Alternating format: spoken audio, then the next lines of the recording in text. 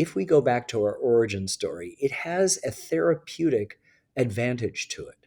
To know where you've been is to help you know where you are and where you may be going more precisely. The origin story is really important to reconstructing a narrative, a collective narrative about ourselves.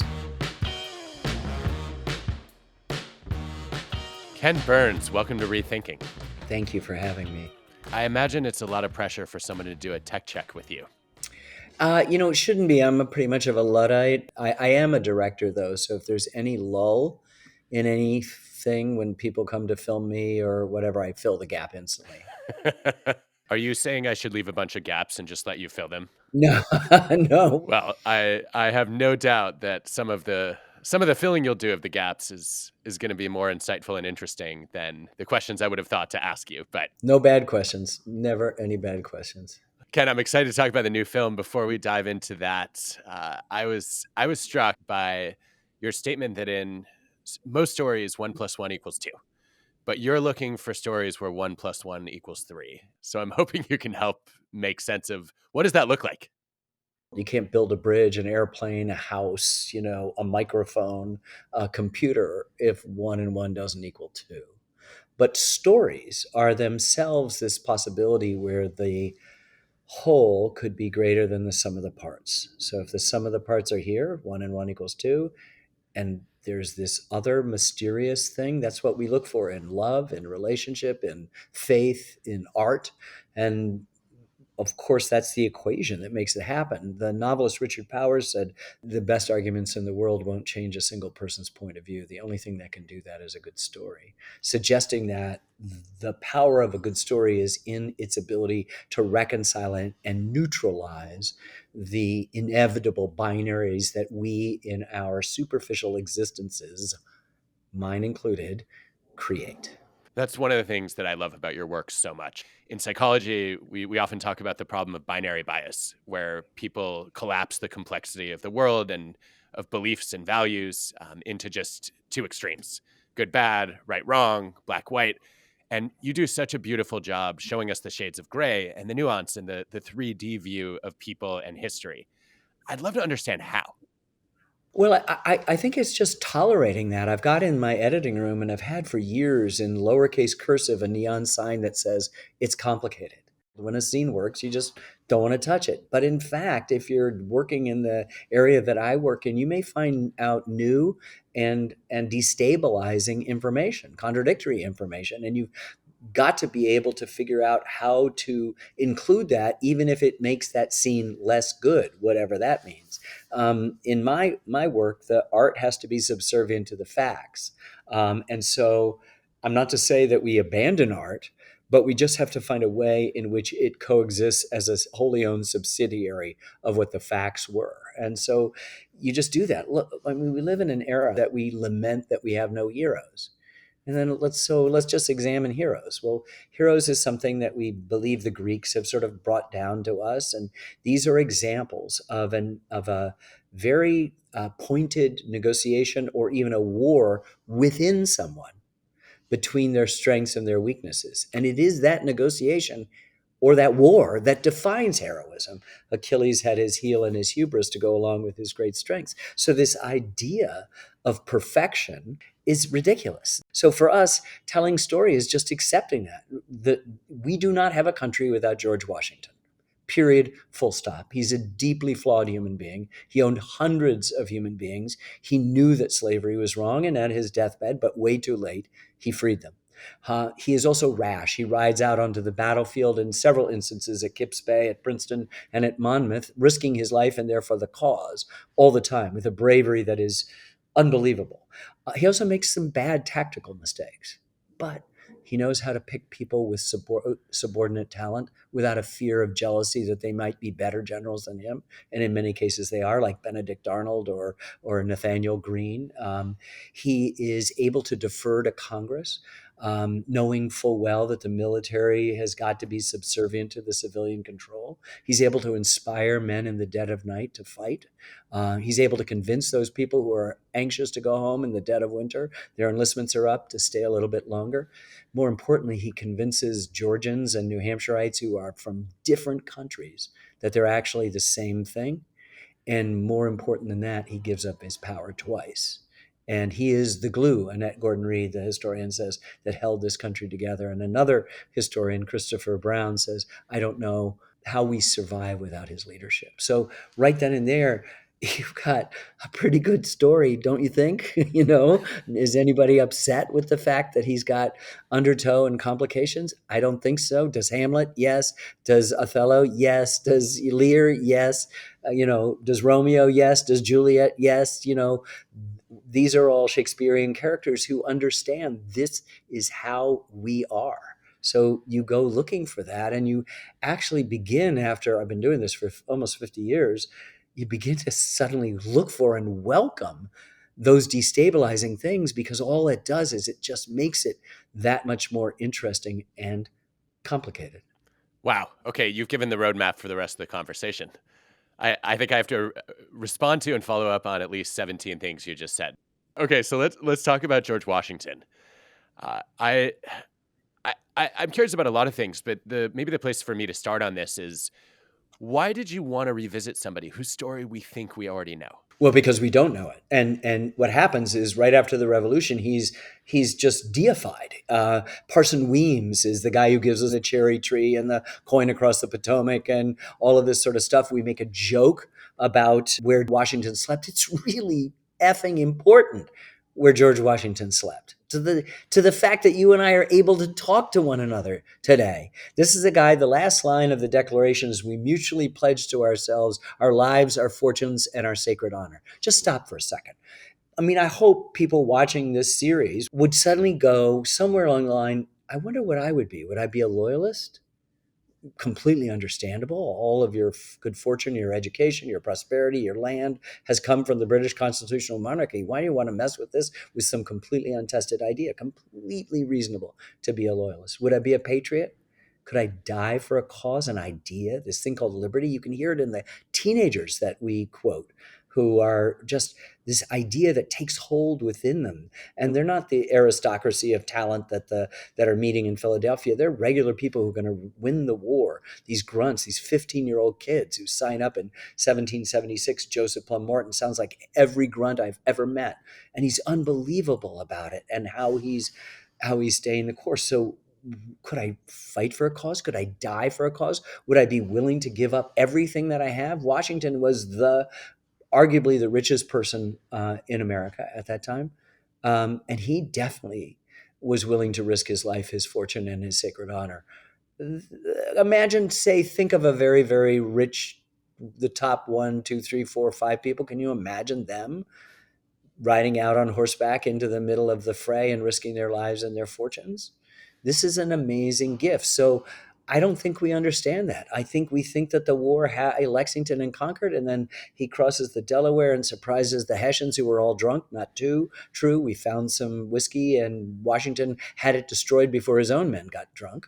Um, and then it's Yorktown, and it's all over. It's 6.5 bloody years. It is a revolution, the first revolution in the history of humankind that was basically promoting individual rights. It's also a bloody, bloody civil war. We have a loyalist that we follow throughout the film that kills his best friend growing up in the Battle of Bennington, as that best friend is charging up the hill and takes his bayonet into his rib cage, deflected off the bone. And as John Peters said, I was obliged to destroy him.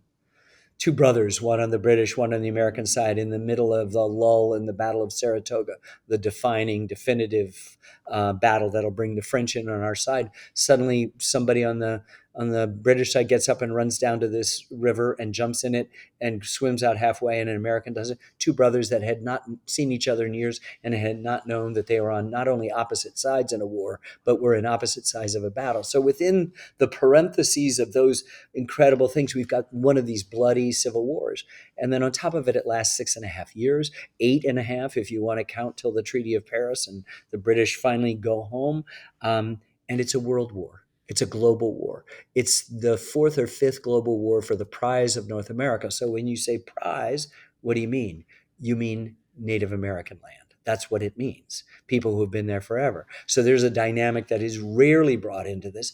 And Washington has got he's up to his neck in this question. From the very beginning, he may have been the person who started the last global war, what we call the French and Indian War, which everyone else calls the 7 Years' War, by firing into at night sleeping Frenchmen out in the Ohio Valley, starting, we believe, that war.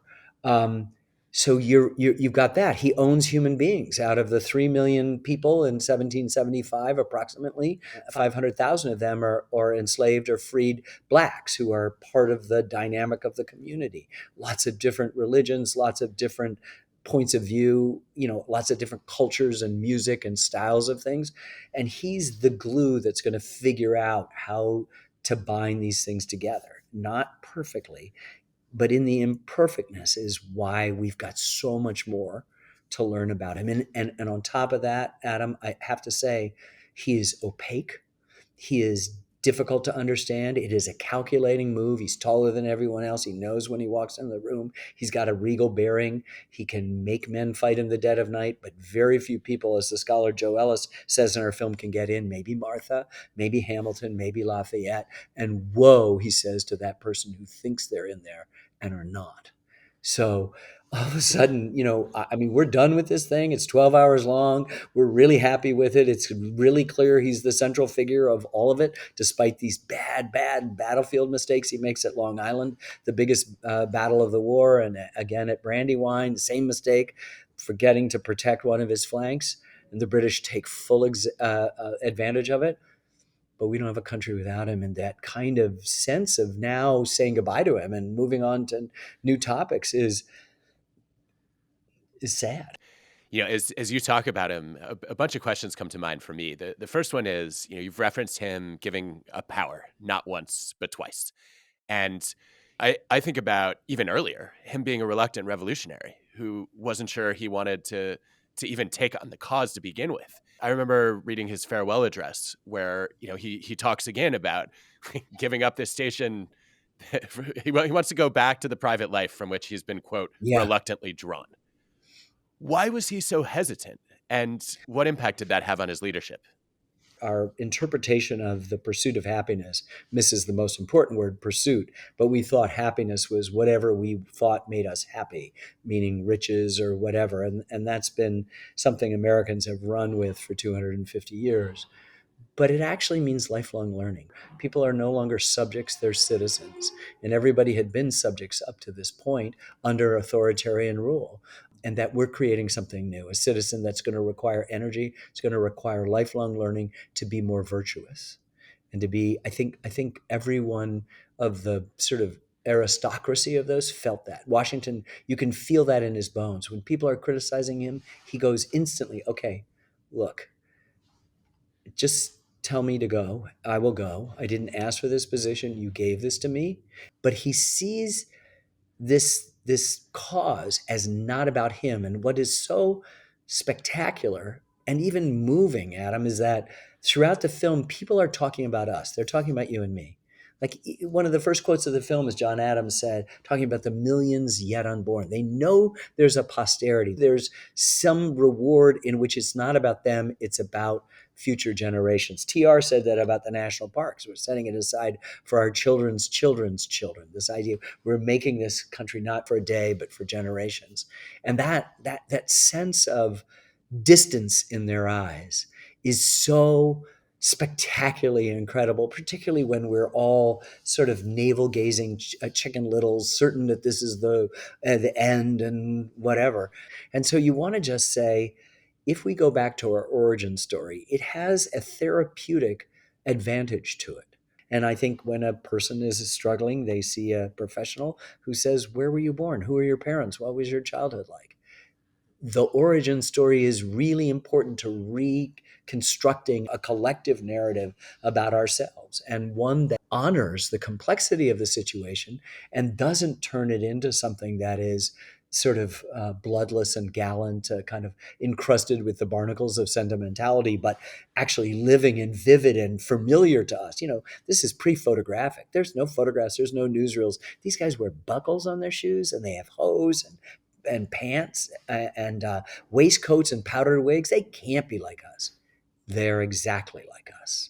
And it is possible for us to breach that seemingly impossible distance.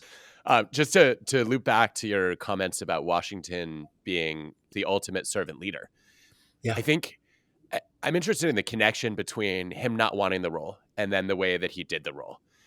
I've been involved in some research led by one of our former students, Danielle Tussing, who has basically found that when leaders arrive at the mantle with a little bit of, I'm not sure that I want to be in charge, they end up being more effective, in part because they empower, as opposed to either claiming all the authority for themselves or just kind of giving up the reins and being too laissez-faire. And it Right. seems like Washington is a prime example of that. Very much that. Later on, I think it's the early 20th century, there's a jurist named Learned Hand. Could there be a better name for a judge than Learned Hand? And he said, liberty is never being too sure you're right. I said this, I gave a commencement last year at Brandeis, and I said that the opposite of faith is not doubt. Doubt is central to faith. The opposite of faith is certainty. And what you see, I think, in a sort of a long view of leadership that I've come across, you can think Lincoln. The one person that's the opposite of that, or at least doesn't show any of that, is FDR, who just seems so confident. And it may have been he understood that as George Will said in our film about the Roosevelts, that his smile was the best New Deal program. Like that's what you needed to have. But I think you see in Washington a kind of modesty, a kind of reticence, a kind of humility. And what I said earlier, he is able to pick subordinate talent, unafraid that they may be better at it than him. In many cases, they are. Nathaniel Greene, Benedict Arnold, until he's not. John Sullivan from my state of New Hampshire. There are some, superb people that he has no problem deferring to. In fact, he's not up at where the Battle of Saratoga is taking place. That's the army up there that's run first by Philip Schuyler and then by Gates. And he sends up to Benedict Arnold, who becomes the hero of that battle, and Daniel Morgan, who's just a crusty, flinty Virginian who's been just seems to be everywhere and is unbelievably brave. And I just find this ability to pick that down and then talk to soldiers. Like after Trenton, he knows they're going to come after him and come in full force. And he now wants to meet them and not just retreat again, which is what he's been doing since he lost New York. And so, but the enlistments are up and they're going to be up on January 1st, and it's a few days away. And he asks and nobody comes forward. And then he asks again in the most, I was going to say fatherly way, but it's not. It's just solicitous, and it understands. It feels warm, and it feels human, and it feels like he knows what they've been through. And they all step forward, most of them, and just stay for another month. I mean, I don't know how that happens. There's a mutiny that happens after the war is over, where troops haven't been paid and they're going to mutiny and take over and they're in Newburgh, New York, and they're going to ride down to Philadelphia and take over. And he hears about it and he breaks it up. And at first, they don't care. And then he pulls out a letter that he wants to read from a congressman who's in support of them getting paid. And he can't read it. And he pulls out some spectacles and everybody goes, the whole crowd goes, and he looks up and he goes, oh, you see, I've gone old, gray, and nearly blind in the service of my country. And like, it's it. The mutiny's over.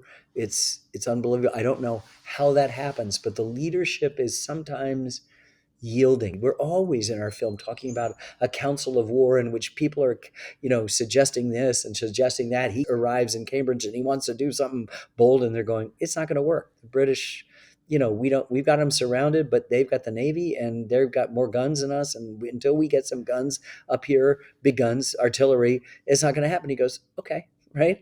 And so when he makes a decision, you feel like it's not so much consensus. Sometimes he goes against what everybody else is saying, but they feel heard. And I think that the ordinary soldiers who, when they see him, they're retreating at Monmouth and he comes out, it's a hot day, it's maybe 100 degrees, comes out on his horseback, doesn't even say anything. And the retreat stops, just stops. And then Americans hold their own. I mean, these are farmers against like trained British soldiers and Hessian mercenaries. It's just there's something in this leadership thing, and I think a lot of it has to do with modesty and humility. Well, that's such a beautiful illustration of a point I often make in my classes at Wharton, which is narcissistic leaders are threatened by talent. They want to be the smartest person in the room. Humble Right. leaders are drawn to talent. They try to Exactly. surround themselves with people who make them smarter. But great leaders grow talent. They want to make everyone in the room smarter. That's right. Well, then I will take off my little yes but about FDR because FDR was always appointing really smart people. And in fact, he went down through the ranks of seniority to pick George Marshall to be the Army Chief of Staff, which was, paid dividends for decades and decades and decades. And there was like a big surprise, what? You can't do that, Mr. President, blah, blah, blah. You know, and Marshall was exactly the right person and he knew it and he figured it out. Can I give you another reason to remove your yes but about FDR? Yeah. And it's with no shortage of trepidation that, I bring up any history about America to Ken Burns. But here we go. And I love FDR so much too. Yeah, I mean, I'm sure you're going to correct me on this, but I have such a vivid recollection of his try something speech, which I think was maybe the quintessential example of low certainty. I don't know what's going to work. We're going to try something. If that doesn't work, we'll try something else. Isn't Exactly. that isn't that actually the point you're making? Yes, indeed. And another way of describing it is that you got to do something and potentially fail rather than do what politics, particularly today, suggests is you do nothing to avoid saying yes because yes gets you in trouble, no doesn't. I mean, there's no greater politician of the 20th century than FDR. Churchill's not there. And, in the America, LBJ and Richard Nixon are next as sort of phenomenally interesting political figures, but nobody's as accomplished. And somebody who's a Lincoln man watched FDR just grow almost to parity, if not parity, with Lincoln as the best president after George Washington. Does it bother you at all that he was lying to the public in plain sight, FDR? No, no, you lie to the public in plain sight all the time. What do you think about my dress? Lovely. It's a difference in magnitude, isn't it? What is he lying about? His physical condition? Yeah. And how'd he do on that? He died in office, but nobody didn't want to let him go. He looks like a cadaver. You know how old he is when he dies? 64. He looks like he's 97. But he carried that. He did that. He understood it. He did that for you and for me. And so it's a different kind of lying. It's not a Richard Nixon lying. It's not a contemporary lying.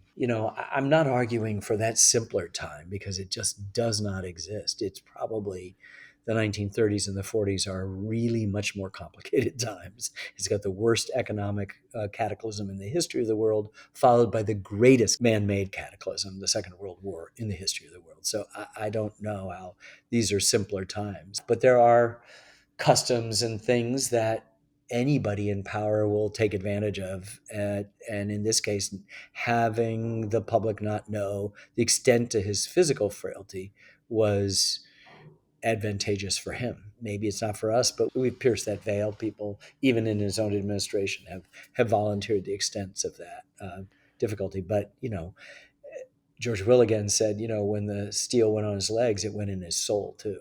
And so, he can't lift himself up, but he lifts us out of the Depression and through the Second World War. It's magnificent.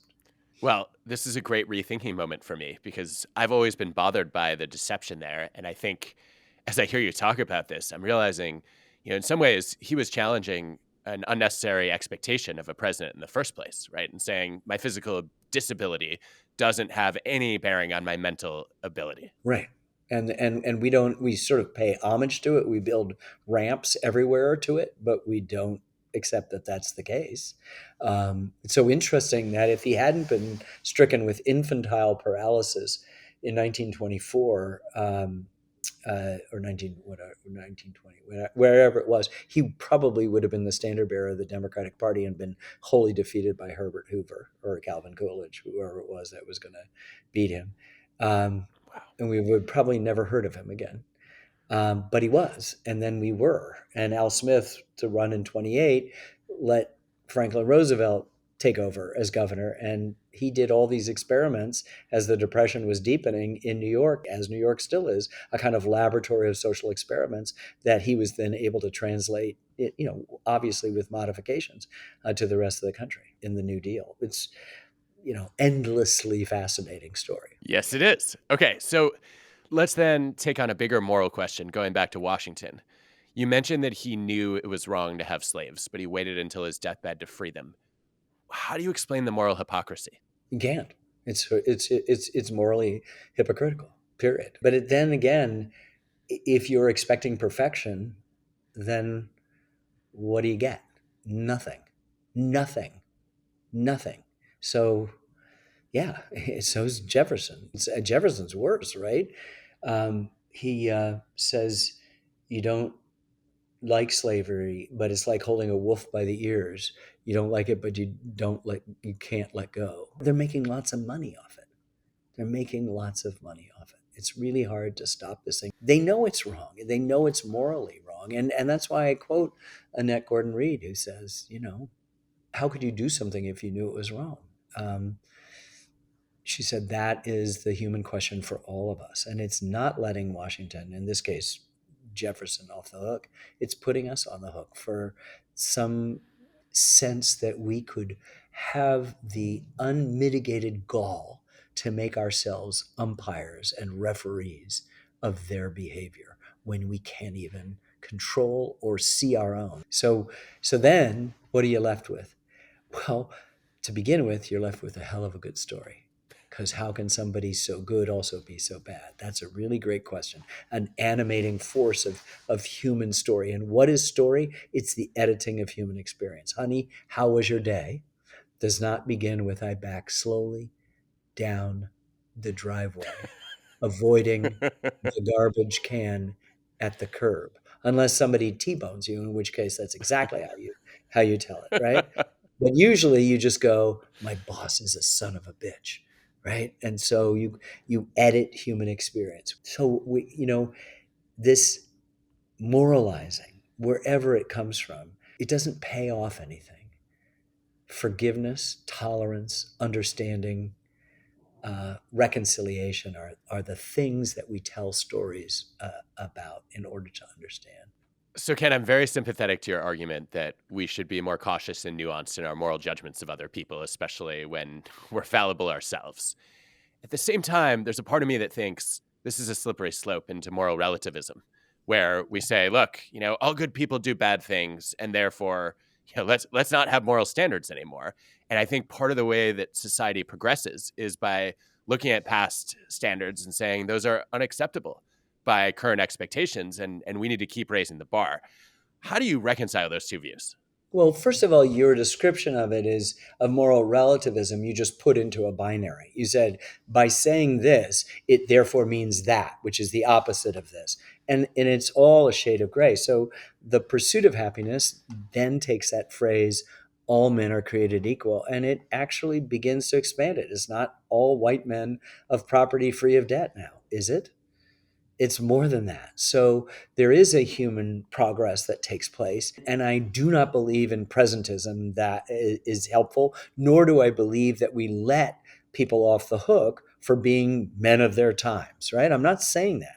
This is a failed institution. These are deeply flawed individuals who are also spectacularly heroic, and they can coexist in the same person. I don't want my world filtered for those kinds of things. I need to establish a moral ground that's super important for my own behavior. But I can look back and understand. I mean, as early as April of '61, which is when the Confederates opened fire on Fort Sumter in Charleston Harbor, Lincoln was thinking very seriously about recolonizing Black Americans back to Africa or to South America. Like, let's just get rid of them, right? Let's just make it an easier thing. And then, I mean, changes and he understands. And, Frederick Douglass is really great. Like, and you realize he's tardy, he's late, he's not this. But taking him all in all, nobody was ever more important to his age. So everybody, we can do this. We've done it with FDR, with Lincoln, with Jefferson, with George Washington. I wonder, okay, so this raises a question for me. Why are we so reluctant to recognize the flaws in our heroes? Because in some ways, that makes them all the more heroic. I'm thinking of, I think it was Du Bois who said, he was one of you, and yet he became Abraham Lincoln. And the Yes. fact that he is human, that he is late and sometimes overly sympathetic to people who don't deserve it, and we can make a list of his other flaws, that makes it all the more impressive that he rose above those limitations, doesn't it? It does indeed, and that's why we pursue the stories that we pursue. I mean, it's so funny. The Civil War series that I made that came out in 1990 was sort of just universally loved. But then within a few years, within the Academy, there was like, oh no, you can't make human beings out of Southerners. I go, why? Tom Boswell, the great, now retired sports writer for the Washington Post, said that Keats said about Shakespeare that Shakespeare had negative capability. That means he could hold in tensions someone's strength and someone's weakness, and he wouldn't decide. And everything in us, the moralist in us, wants to decide good or bad, and that he could hold in tension, and that the art was in that tension. And so I think maybe the answer to your last series of questions is maybe this ineffable and maybe impossible to precisely articulate because it has those free electrons of art, or of one and one equaling three, or of the whole being greater than the sum of the parts, that we would just have to deal with the fact that it is just true. This is what happened, you know? Okay, so Ken, I have to ask you about some of the other characters. Yeah, So let's say we revolutionary characters. yeah, I wanted to ask you about Ben Franklin in particular. One, Yeah. because he actually embodies a lot of the qualities we're talking about right now, No, no, and no. he's full of contradictions. But two, you've done a prior film on him, Yeah. and I was wondering what you see about him now, looking at him with the other revolutionaries that you didn't know then.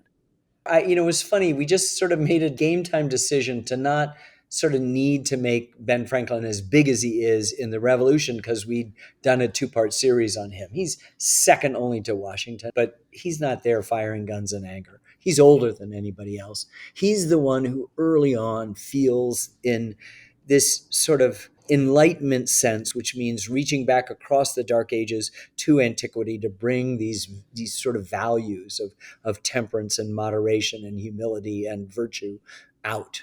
And he's trying to do that and live his life and understanding the way in which his own ego gets in the way of it. Someone pointed out that humility wasn't in his list of 12 virtues, and that, he understood, as Twain would later understand in the next century, how much humor was a disinfectant and a kind of wonderful sunshine.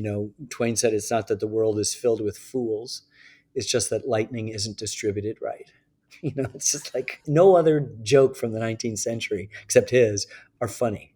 So Franklin, he's the guy who helps forge those compromises in the summer of 1787, and some of them are horrifically tragic compromises to get the Constitution passed, like the Three-Fifths to give the Southern states, a kind of dominance, not only in the legislative branch, but because of that in the White House for decades to come. That's going to help forestall and at the same time ensure that there'll be a civil war. Everybody. I can't believe we could find anybody that we couldn't go deep down into and find just stunning contradictions about, if they're secrets, they're truths to be told.